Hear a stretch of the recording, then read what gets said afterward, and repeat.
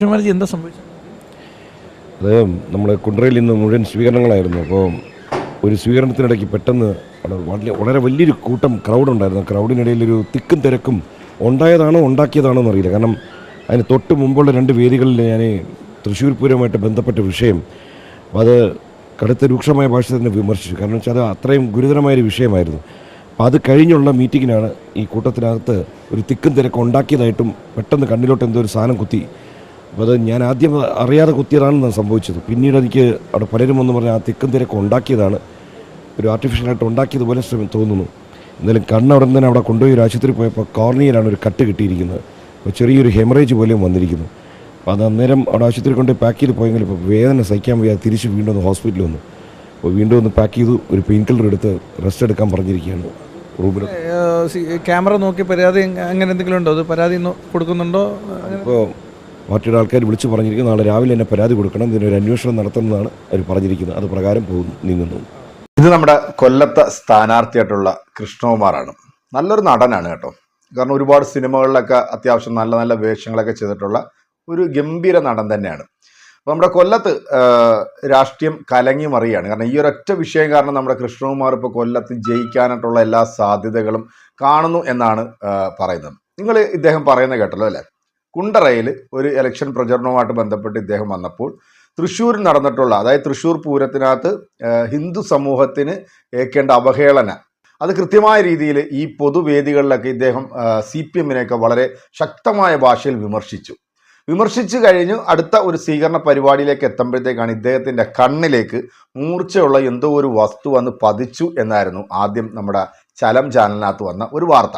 എന്നാൽ അതിനുശേഷം വന്നിരിക്കുന്ന വാർത്ത എന്ന് പറഞ്ഞാൽ കണ്ണിലെന്തോ കൊണ്ടു എന്നാണ്. നമ്മുടെയൊക്കെ കണ്ണിൻ്റെ നേരെ എന്തെങ്കിലും സാധനം വരുവാണെങ്കിൽ പെട്ടെന്ന് നമ്മൾ കണ്ണടയ്ക്കും അല്ലേ? അല്ലെങ്കിൽ BJP-യുടെ ഇത്രയും സ്വീകരണമൊക്കെ നിൽക്കുന്ന ഒരു സ്ഥലത്ത് നുഴഞ്ഞുകയറ്റക്കാർ വന്നിട്ട് കൃഷ്ണകുമാറിൻ്റെ കണ്ണിനകത്ത് കുത്തണം എന്നൊക്കെ പറയുകയാണെന്നുണ്ടെങ്കിൽ അത് വിശ്വസിക്കാനായിട്ട് കേരളത്തിലെ ജനങ്ങളുടെ തലയ്ക്കകത്ത് ചാണകമല്ല എന്നുകൂടെ ഒന്ന് മനസ്സിലാക്കുക. കാരണം ഓരോ സ്ഥാനാർത്ഥിമാരുടെ കൂടെ നടക്കുമ്പോഴും അവരുടെ കൂടെ 1, 2, 3 ക്യാമറമാന്മാർ ഇങ്ങനെ കൂടെ നടക്കുന്നുണ്ട്. പോരാത്തിന് ഇങ്ങനെ ഒരു പരിപാടിയൊക്കെ നടക്കുമ്പോഴത്തേക്ക് അടുത്ത് നിൽക്കുന്ന ആൾക്കാരൊക്കെ മൊബൈലിൽ ഷൂട്ട് ചെയ്യും. ഈ സ്ഥാനാർത്ഥിക്ക് മാലയിടുന്നതും അല്ലെങ്കിൽ പൊന്നാട അണിയിക്കുന്നതും ഒക്കെ ഷൂട്ട് ചെയ്യും. അപ്പോൾ അത്തരത്തിലുള്ള യാതൊരുവിധ തരത്തിലുള്ള വീഡിയോസോ കാര്യങ്ങളോ ഇതുവരെ പുറത്തു വന്നിട്ടില്ല. പിന്നെ ഇത് സംഭവിച്ചത് ഈ പൂരപ്പറമ്പിൽ നടന്നിട്ടുള്ള തോന്നിവാസങ്ങളെ കുറിച്ചിട്ട് ഞാൻ പറഞ്ഞപ്പോഴത്തേക്ക് എതിർ കക്ഷികൾ, അതായത് ഇദ്ദേഹത്തിൻ്റെ ഒരു വീഡിയോ ഞാൻ അത് നിങ്ങൾക്ക് കേൾപ്പിച്ചു തരാം. പൂർണ്ണമായിട്ട് നിങ്ങൾ ഈ വീഡിയോ ഒന്ന് കേൾക്കുമ്പോഴത്തേക്ക് ഇദ്ദേഹം ബെസ്റ്റ് ആക്ടർ ആണെന്നുള്ളത് നമുക്ക് മനസ്സിലാവും. ഇത്തരത്തിൽ തരം താഴ്ന്ന രീതിയിൽ വോട്ട് പിടിക്കാൻ വേണ്ടി ഇറങ്ങി തിരിച്ചിരിക്കുന്ന ഇവരെയൊക്കെ കുറിച്ച് ഓർക്കുമ്പോഴത്തേക്ക് പുച്ഛം തോന്നിപ്പോവാണ്. എന്തായാലും എൻ്റെ പ്രിയപ്പെട്ട പ്രേക്ഷകരെ, ഇദ്ദേഹത്തിൻ്റെ ഒരു പൂർണ്ണമായിട്ടുള്ള ഒരു വീഡിയോ ഉണ്ട്. ആ വീഡിയോ നിങ്ങൾ മുഴുവനായിട്ടൊന്ന് കണ്ടു കഴിയുമ്പോഴത്തേക്ക് ഏകദേശം ഒരു രൂപം നിങ്ങൾക്ക് മനസ്സിലാവും. ശരിക്കും ഇദ്ദേഹത്തിൻ്റെ കണ്ണിൽ ആരെങ്കിലും കുത്തിയതാണ് എന്നുണ്ടെങ്കിൽ തീർച്ചയായിട്ടും അവർ ശിക്ഷ അർഹിക്കുന്നവർ തന്നെയാണ്. കാരണം ഒരു പ്രധാനപ്പെട്ട ഒരു സ്ഥാനാർത്ഥിയാണ് BJP-യുടെ. നമ്മുടെ സുരേഷ് ഗോപിയെ പോലൊക്കെ തന്നെ കാറ്റഗറിയിൽ നിൽക്കുന്ന ഒരു സ്ഥാനാർത്ഥിയാണ് കൃഷ്ണകുമാർ.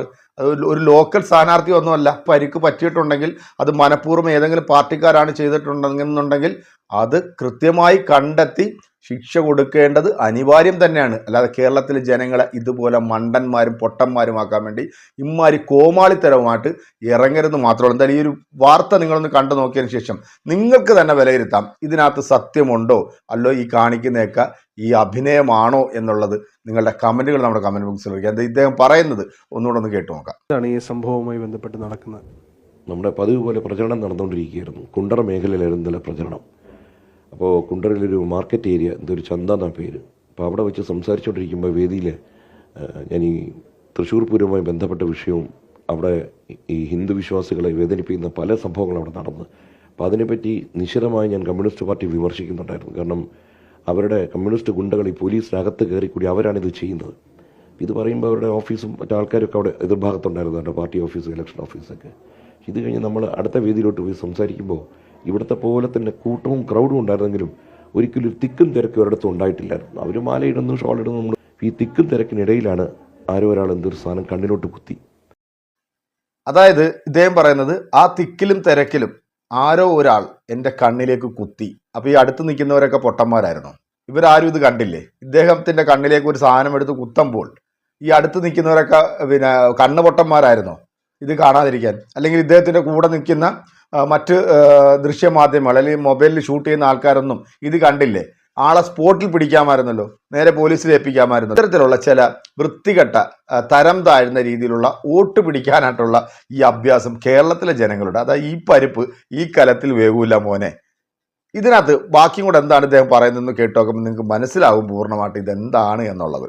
അറിയുന്നുമില്ല, പ്രതീക്ഷിക്കുന്നു. ഒരു ഷാർപ്പ് ഒബ്ജക്റ്റ് കണ്ണിൽ കൊള്ളുമ്പോൾ നമ്മളെന്ത് കിട്ടുന്നു, കണ്ണടഞ്ഞു പോകും. ഇപ്പോൾ എല്ലാവരും ഓടി വന്നു, നമ്മുടെ അടുത്ത് തന്നെ കൊണ്ട് ഒരു കടയിൽ കൊണ്ട് വെള്ളമൊക്കെ എടുത്ത് ഒഴിച്ചപ്പോൾ ഭയങ്കര നീറ്റലായിരുന്നു, വേദന സഹിക്കാനും വയ്യ. പിന്നെ എന്ത് സംഭവിച്ചെന്ന് എനിക്കും അറിയുന്നില്ല. ഇത് കഴിഞ്ഞ് പ്രചരണത്തിലോട്ട് തന്നെ വീണ്ടും പോകുമ്പോൾ എനിക്ക് കണ്ണ് തുറക്കാൻ പറ്റാത്ത അവസ്ഥ വന്നപ്പോൾ അവിടെ അടുത്തുള്ളൊരു ഐ ഹോസ്പിറ്റലിൽ പോയി. അപ്പോഴാണ് ഡോക്ടർ ചെക്ക് ചെയ്തിട്ട് പറയുന്നു, ഇത് കോർണിയയിൽ ഒരു കട്ട് കിട്ടിയിരിക്കുകയാണ്. അപ്പോൾ അതിന് പുറമെ ഹെമറേജ് ഉണ്ട്, കണ്ണിനകത്ത് ബ്ലഡ് ക്ലോട്ടും വന്നു. വീണ്ടും പ്രചരണം നടത്താതിരിക്കാനും പറ്റുന്ന വെച്ചാൽ എല്ലായിടത്തും നിൽക്കുകയാണ്. പർപ്പസ്ഫുള്ളി ആയിരുന്നോ ഇത് അറ്റാക്ക് എന്ന് തോന്നുന്നുണ്ടോ? ഇത് നമുക്ക് സംഭവിക്കുന്നത് വരെയും നമ്മൾ പ്രതീക്ഷിക്കുന്നില്ല. സംഭവിച്ച ആ സമയത്ത് ഇത് നമ്മുടെ മനസ്സിൽ കൂടി ഒരിക്കലും നമ്മളെ കരുതി കൂടി ഇങ്ങനെ ചെയ്യുന്നു നമ്മൾ വിചാരിക്കുന്നില്ല. കാരണം നമുക്ക് ശത്രുക്കളില്ല. ഇലക്ഷൻ സമയത്ത് നമ്മൾ രാഷ്ട്രീയപരമായി സത്യങ്ങൾ വിളിച്ചു പറയും. ഇത് കഴിഞ്ഞപ്പോഴാണ് അവിടുത്തെ ആൾക്കാർ പറയുന്നത്, ഇത് ഇവിടുത്തെ പാർട്ടിക്കാരുടെ ഒരു കമ്മ്യൂണിസ്റ്റ് പാർട്ടിക്കാരുടെ ഒരു സ്ഥിരം പരിപാടിയാണ്, എന്തെങ്കിലും ചെയ്താൽ കൂട്ടത്തിൽ നുഴഞ്ഞു കയറി പലതും ചെയ്യുന്നതായിട്ട്. ഇത് പരിക്കുന്നു വെച്ച് കഴിഞ്ഞാൽ നമുക്ക് വേദന ഒന്നും സഹിക്കാൻ വയ്യ. 2 ഇതിന് റെസ്റ്റാണ് പറയുന്നത്. കാരണം കണ്ണടച്ചു വെച്ചേ പറ്റൂ. കാരണം ഈ കണ്ണ് തുറന്നാലും പ്രശ്നമാണ്. ഇവിടുത്തെ ഡോക്ടർ പറയുന്നത് വെളിച്ചം. ഈ തെരഞ്ഞെടുപ്പിന്റെ അവസാന ദിവസങ്ങളാണ്, കാരണം ഏറ്റവും നിർണായകമായ നിമിഷങ്ങളാണ്, വോട്ടുകളെ സ്വാധീനിക്കാനുള്ള സമയങ്ങളാണ്. സ്വാഭാവിക റിസ്കിലേക്ക് പോകാനുള്ള സാഹചര്യം ഉണ്ടോ? അല്ല, അതാണ് നമ്മളെ ഏറ്റവും കൂടുതൽ സംശയിപ്പിച്ചതും. കാരണം ഇവിടെ ഒരു അത്യുഗ്രൻ ഒരു ക്യാമ്പയിൻ വന്നിരിക്കുകയാണ്. ഇത് പാർട്ടിക്കാരുടെ നിന്നും കൈവിട്ട് പോയിട്ടിപ്പോൾ ഇത് ജനങ്ങൾ ഏറ്റെടുത്ത വലിയൊരു അസാമാന്യമായ ഒരു പ്രചരണമായി മാറിയിരിക്കുന്നു. ഈ പരാജയഭീതിയിൽ പലരും പലതും ചെയ്യും. പക്ഷേ ഇത്തരം കാര്യങ്ങൾ ഒരു പാർട്ടിക്കാരും ചെയ്യരുത്. ആർക്കും എതിരെ നമ്മൾ പോലും നമ്മുടെ ശത്രു എന്ന് കരുതുന്ന പാർട്ടിയുടെ ആൾക്കാരോടും നമ്മൾ ചെയ്യാൻ പാടില്ലാത്ത കാര്യം ആണെങ്കിൽ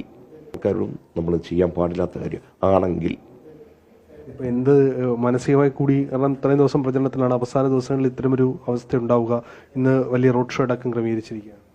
അവിടെയാണ് നമുക്ക് ഏറ്റവും വിഷമം. കാരണം വെച്ച് കഴിഞ്ഞാൽ ശ്രീ അണ്ണാമലൈ അദ്ദേഹമാണ് ഏറ്റവും തിരക്കുള്ളൊരു മനുഷ്യനാണ്. ഇന്ന് ഭാരതത്തിൽ PM-ഉം യോഗിജിയും മറ്റു മന്ത്രികാര്യങ്ങളൊക്കെ കഴിഞ്ഞു ക്യാമ്പയിനറാണ് BJP സൂപ്പർ സ്റ്റാർ ക്യാമ്പയിനറാണ്. അപ്പോൾ അദ്ദേഹം വന്നിരിക്കുമ്പോൾ ആ പ്രചരണത്തിൻ്റെ ഒരു കൊഴുപ്പ് കൂടാൻ, അതുകൊണ്ട് അതും സംശയിക്കുന്നു. ഇന്നലെ ഈ സംഭവം നടക്കുമ്പോൾ ഇന്ന് ഇതൊക്കെ അവർ കാണുകയാണ്.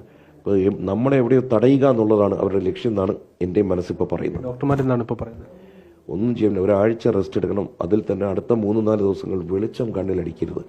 അപ്പം ഞാൻ ചോദിച്ചു, ഈ കണ്ണിലടിക്കുമ്പോൾ ഈ കണ്ണ് അതുപോലെ വർക്ക് ചെയ്യുമല്ലോ, അതാണ് ഈ വേദനയുടെ കാരണം. കേട്ടല്ലോ അല്ലേ?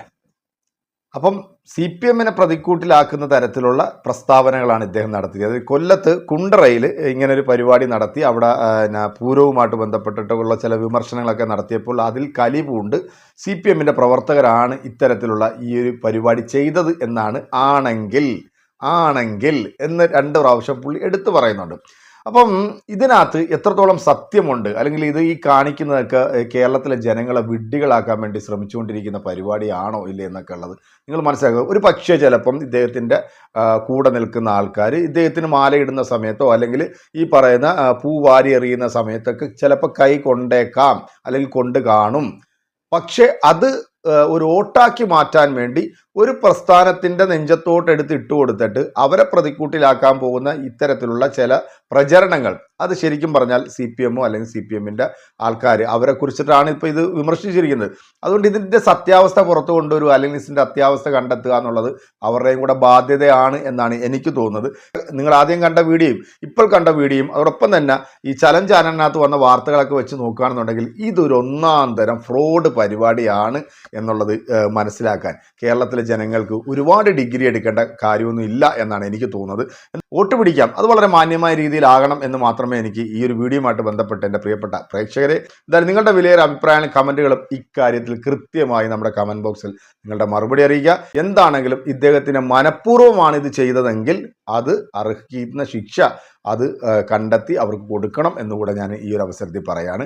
അതല്ല ജനങ്ങളെ പൊട്ടനാക്കാനും മണ്ടന്മാരാക്കാനുമാണ് ഇത്തരത്തിലുള്ള കോമാളിത്തരവായിട്ട് ഇറങ്ങിയിട്ടുണ്ടെന്നുണ്ടെങ്കിൽ ഇദ്ദേഹത്തിന് കൊല്ലം ജില്ലയിലെ ജനങ്ങൾ വിധി എഴുതും എന്നും കൂടെ ഈ ഒരു അവസരത്തിൽ പറയാണ്. അടുത്തൊരു വീഡിയോ ആയിട്ട് കാണാമെന്ന ശുഭപ്രതീക്ഷയെ നിങ്ങളുടെയൊക്കെ സ്വന്തം മിനിസ്റ്റർ എൻ്റർടൈൻമെൻറ്റ്.